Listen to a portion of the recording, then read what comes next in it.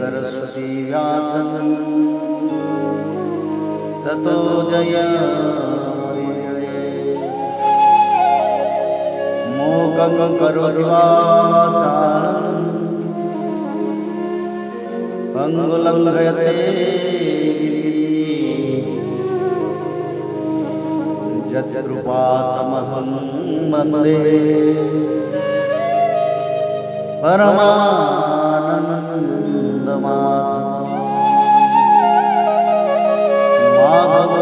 माधवो वाक्यं माधवो हरि परन्ते साधवा नित्यं सकलकार्येषु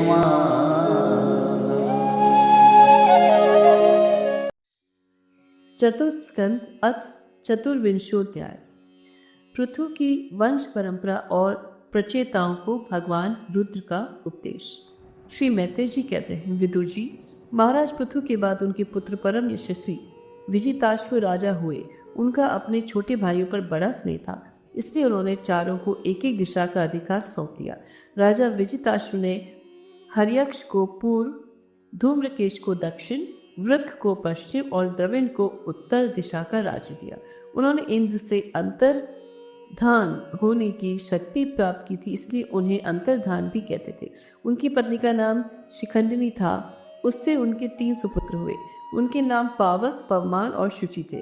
पूर्व काल में वशिष्ठ जी का श्राप होने से उपयुक्त नाम के अग्नियों ने ही उनके रूप में जन्म लिया था। आगे चलकर योग मार्ग से ये फिर अग्नि रूप हो गए।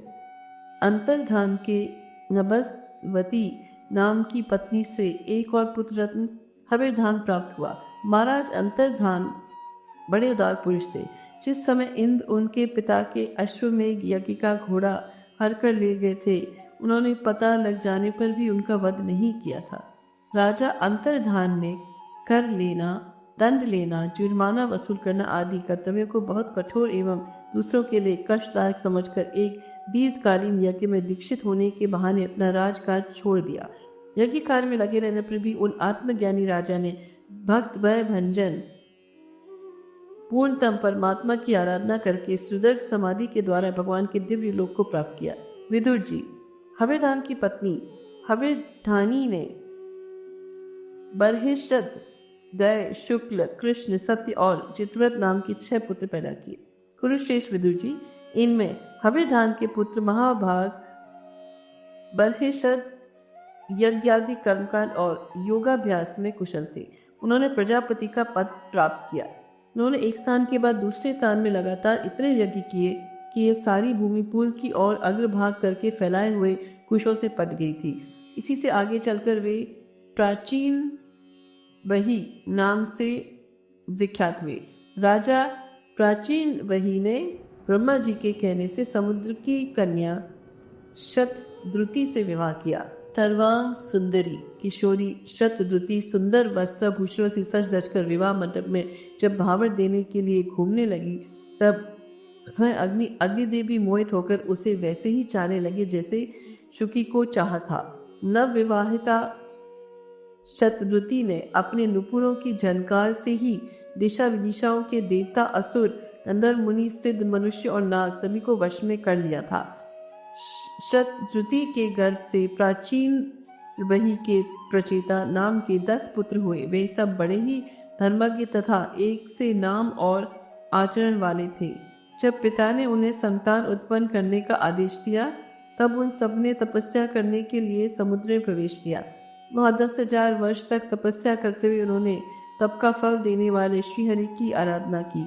घर से तपस्या करने के लिए जाते समय मार्ग में श्री महादेव जी ने उन्हें दर्शन देकर कृपा पूर्वक जिस तत्व का उपदेश दिया था, उसी का वे एकाग्रता पूर्वक ध्यान, जप और पूजन करते रहे। विदुर जी ने पूछा, ब्रह्मा, मार्ग में प्रचेताओं का श्री महादेव जी के साथ किस प्रकार समागम हुआ और उन पर प्रसन्न होकर भगवान शंकर ने उन्हें क्या उपदेश किया? यह सारयुक्त बात आप कृपा करके मुझसे कहिए। ब्रह्मर्षि शिवजी के साथ समागम होना तो देहधारियों के लिए बहुत कठिन है औरों की तो बात ही क्या है। मुनिजन भी सब प्रकार की आसक्ति छोड़कर उन्हें पाने के लिए उनका निरंतर ध्यान ही किया करते हैं, किंतु सहज में पाते नहीं। यद्यपि भगवान शंकर आत्माराम में उन्हें अपने लिए न कुछ करना है न पाना, तो भी इस लोक सृष्टि की रक्षा के लिए वे अपनी घोर रूपा शक्ति शिवा के साथ सर्वत्र विचरते रहते हैं। श्री मैत्रेय जी ने कहा, विदुर जी, साधु स्वभाव प्रचेता गण पिता की आज्ञा शिरोधार्य कर तपस्या में चित्त लगा पश्चिम की ओर चल दिए। चलते चलते इन्होंने समुद्र के समान विशाल एक सरोवर देखा। वह महापुरुषों के चित्त के समान बड़ा ही स्वच्छ था तथा उसमें रहने वाले मत्स्यादि जलजीव भी प्रसन्न जान पड़ते थे। उसमें नील कमल, लाल कमल, रात में, दिन में और सायंकाल में खिलने वाले कमल तथा इंदिवर आदि अन्य कई प्रकार के कमल सुशोभित थे। उसके तटों पर हंस, सारस, चकवा और कारण आदि जल पक्षी चहक रहे थे। उसके चारों ओर तरह तरह के वृक्ष और लताएं थी, उन पर मतवाले भौरे गूंज रहे थे। उनकी मधुर ध्वनि से हर्षित होकर मानो उन्हें रोमांच हो रहा था। कमल कोश के पराग पुंज वायु के झकोरों से चारों ओर उड़ रहे थे, मानो वहां कोई उत्सव हो रहा है। वह मृदंग, पड़व आदि बाजों के साथ अनेकों दिव्य राग रागिनियों के क्रम से गायन की मधुर ध्वनि सुनकर उन राजकुमारों को बड़ा आश्चर्य हुआ। इतने में ही उन्होंने देखा कि देवाधिदेव भगवान शंकर अपने अनुचरों के सहित उस सरोवर से बाहर आ रहे हैं। उनका शरीर तपी हुई सुवर्ण राशि के समान कांतिमान है, कंठ नील वर्ण है तथा 3 विशाल नेत्र हैं। वे अपने भक्तों पर अनुग्रह करने के लिए उद्यत हैं। अनेकों गंधर्व उनका सुयश गा रहे हैं। उनका सहसा दर्शन पाकर प्रचेताओं को बड़ा कतूहल हुआ और उन्होंने शंकर जी के चरणों में प्रणाम किया। तब शरणागत भयहारी धर्मवत्सल भगवान शंकर ने अपने दर्शन से प्रसन्न हुए उन धर्मज्ञ और शील संपन्न राजकुमारों से प्रसन्न होकर कहा।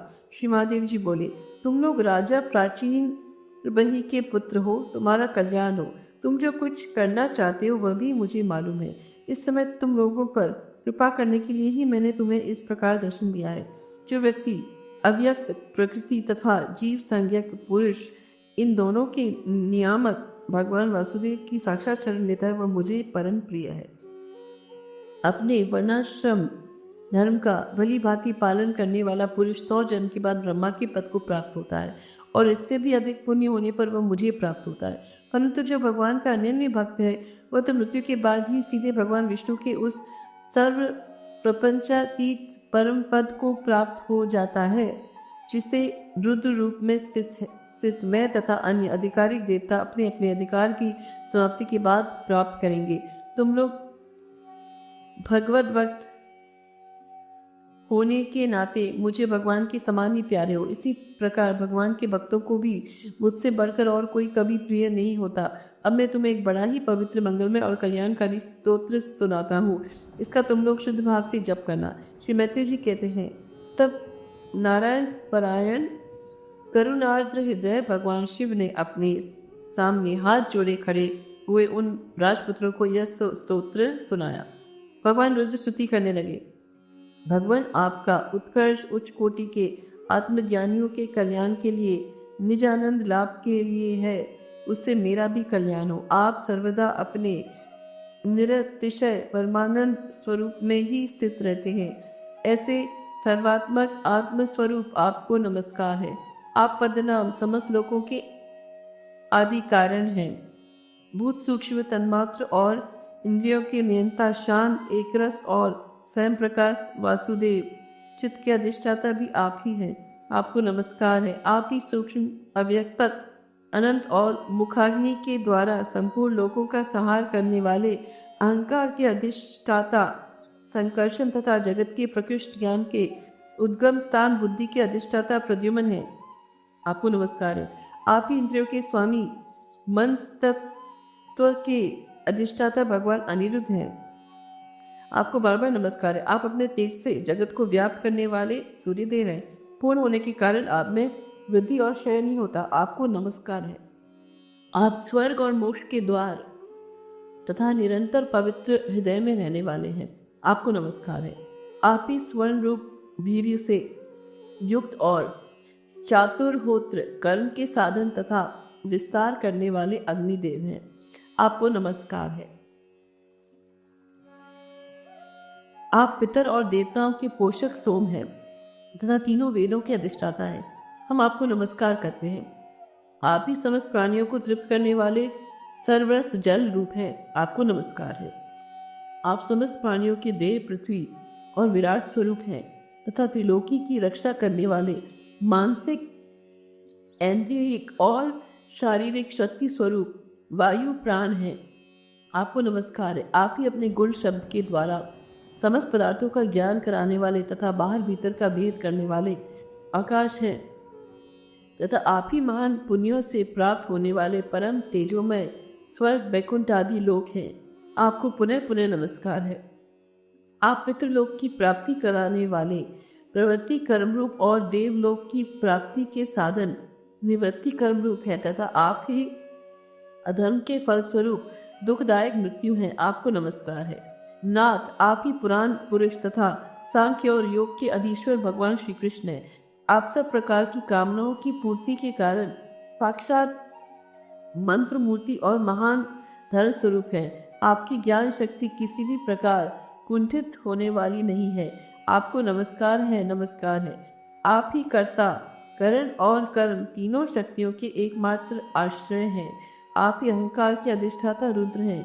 आप ही ज्ञान और क्रिया स्वरूप हैं तथा आपसे ही परा, पश्यंती, मध्यमा और वैखरी चार प्रकार की वाणी की अभिव्यक्ति होती है। आपको नमस्कार है। प्रभु, हम आपके दर्शनों की अभिलाषा है। अतः आपकी भक्तजन जिसका पूजन करते हैं और जो आपके निज जनों को अत्यंत प्रिय है, अपने उस अनूप रूप की आप हमें झांकी कराइए। आपका वह रूप अपने गुणों से समस्त इंद्रियों को तृप्त करने वाला है। वह वर्षाकालीन मेघ के समान स्निग्ध, श्याम और संपूर्ण सौंदर्यों का सार सर्वस्व है। सुंदर चार विशाल भुजाएं, महामनोहर मुखारविंद, कमल दल के समान नेत्र, सुंदर भौहें, सुघड़ नासिका, मनमोहिनी दंत पंक्ति, अमोल कपोल युक्त मनोहर मुखमंडल और शोभाशाली समान कर्ण युगल है। प्रीतिपूर्ण उन्मुक्त हास्य, तिरछी चितवन, काली काली घुंघराली अलके, कमल कुसुम की केसर के समान फहराता हुआ पीताम्बर, जिन मिलाते हुए कुंडल, चमचमाते हुए मुकुट, कंकड़, हार, नुपुर और मेखला आदि विचित्र आभूषण तथा शंख, चक्र, गदा, पद्म, वनमाला और कौस्तुभ मणि के कारण उसकी अपूर्व शोभा है। उसके सिंह के समान स्थूल कंधे हैं जिन पर हार, केयूर एवं कुंडल आदि की कांति झिलमिलाती रहती है तथा कौस्तुभ मणि की कांति से सुशोभित मनोहर ग्रीवा है। उसका श्यामल वक्षस्थल श्रीवत्स चिन्ह के रूप में लक्ष्मी जी का नित्य निवास होने के कारण कसौटी की शोभा को भी मात्र करता है। उसका त्रिवेणी से सुशोभित पीपल के पत्ते के समान सुडौल उदर श्वास के आने जाने से हिलता हुआ बड़ा ही मनोहर जान पड़ता है। उसमें जो भंवर के समान चक्करदार नाभि है वह इतनी गहरी है कि उससे उत्पन्न हुआ यह विश्व मानव फिर उसी में लीन होना चाहता है। श्याम वर्ण कटिभाग में पीताम्बर और स्वर्ण की मेखला शोभायमान है।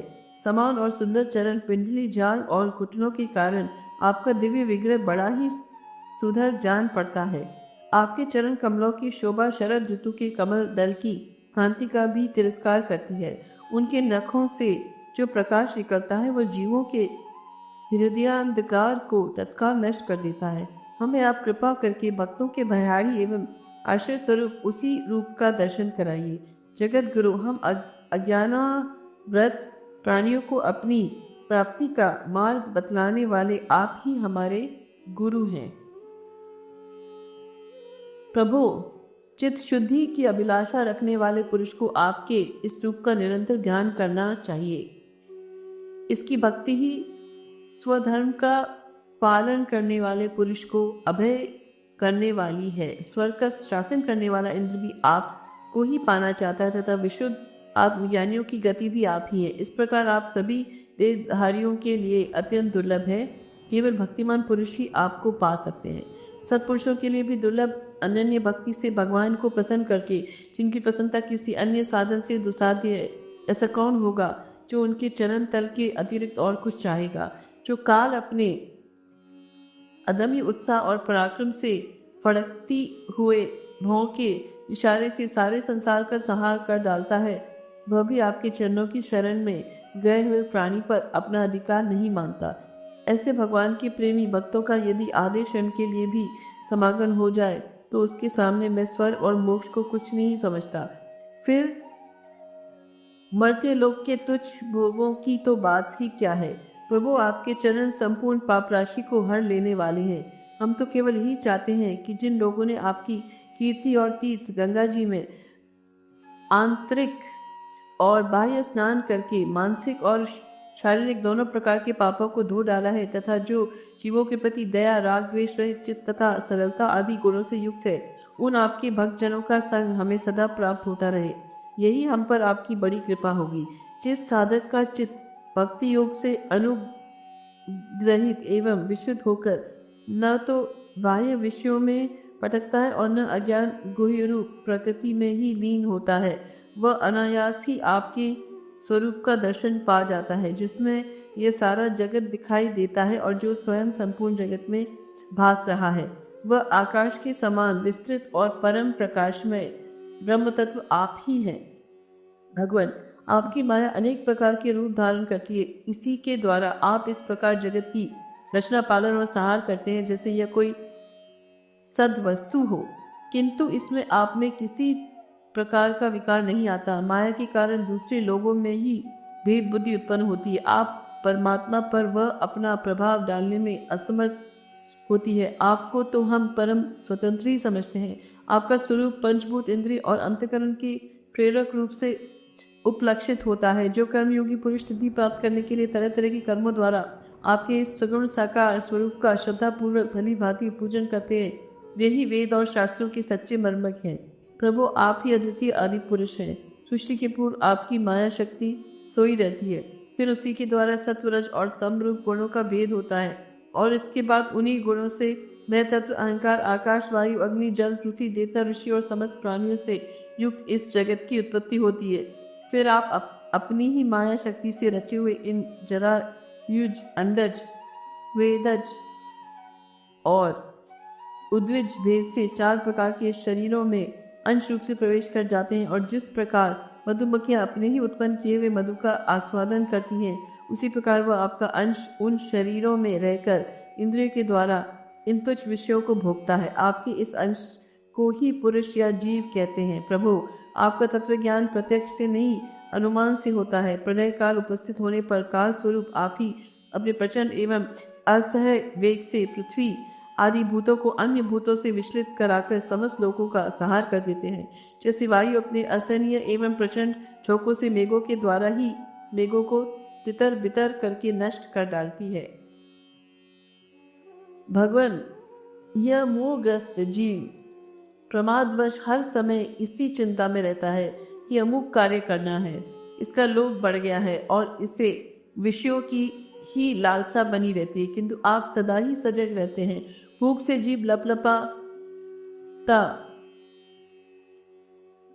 हुआ सर्प जैसे चूहे को चट कर जाता है, उसी प्रकार आप अपने काल स्वरूप से उसे सहसा लील जाते हैं। आपकी अवहेलना करने के कारण अपनी आयु को व्यर्थ मानने वाला ऐसा कौन विद्वान होगा जो आपके चरण कमलों को बिसारेगा। इसकी पूजा तो काल की आशंका से ही हमारे पिता ब्रह्मा जी और स्वयंभू आदि 14 मनुओं ने भी बिना कोई विचार किए केवल श्रद्धा से ही की थी। ब्रह्मन, इस प्रकार सारा जगत रुद्ररूप काल के भय से व्याकुल है। अतः परमात्मन, इस तत्व को जानने वाले हम लोगों के तो इस समय आप ही सर्वथा भय शून्य आश्रय हैं। राजकुमारों, तो तुम लोग विशुद्ध भाव से स्वधर्म का आचरण करते हुए भगवान में चित्त लगाकर मेरे कहे हुए इस स्तोत्र का जप करते रहो। भगवान तुम्हारा मंगल करेंगे। तुम लोग अपने अंतःकरण में स्थित उन सर्वभूतांतर्यामी परमात्मा श्री हरि का ही बार बार स्तवन और चिंतन करते हुए पूजन करो। मैंने तुम्हें यह योगादेश नाम का स्तोत्र सुनाया है। तुम लोग इसे मन से धारण कर मुनि व्रत का आचरण करते हुए इसका एकाग्रता से आदर पूर्वक अभ्यास करो। यह स्तोत्र पूर्व काल में जगत विस्तार के इच्छुक प्रजापतियों के पति भगवान ब्रह्मा जी ने प्रजा उत्पन्न करने की इच्छा वाले हम भृगु आदि अपने पुत्रों को सुनाया था। जब हम प्रजापतियों को प्रजा का विस्तार करने की आज्ञा हुई, तब इसी के द्वारा हमने अपना अज्ञान निवृत्त करके अनेक प्रकार की प्रजा उत्पन्न की थी। अब भी जो भगवत परायण पुरुष इसका एकाग्र चित्त से नित्य प्रति जप करेगा, उसका शीघ्र ही कल्याण हो जाएगा।